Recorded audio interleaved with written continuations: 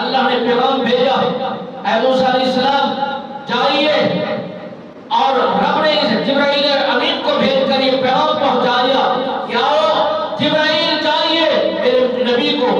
موسیٰ علیہ السلام سرکار کو یہ پیغام عام دیجئے، آپ گھبرائیں نہ،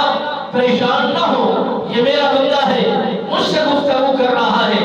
اپنی محبت، اپنی عقیدت، اپنے پیار کا اظہار کر رہا ہے، اس کے جملے مجھے بہت اچھے لگ رہے ہیں اور مجھے پسند آ رہے ہیں۔ آپ کو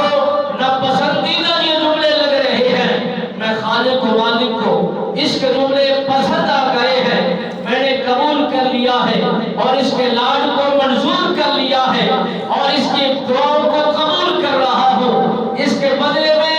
بہترین عوض عطا کر رہا ہوں، دعائیں قبول کر رہا ہوں، منظور کر رہا ہوں۔ حضرت موسیٰ علیہ السلام سرکار نے عرض کی، مولا تو شان کا مالک ہے، تو کائنات کو بنانے والا ہے، جہان کو چلانے والا ہے، تو عظمت و شان رکھنے والا ہے، یہ جملے جو استعمال کیے جا رہے ہیں تیری شان کے لائق نہیں ہے۔ رب بے نیاز نے فرمایا یہ میری ذات کا معاملہ ہے، جو بھی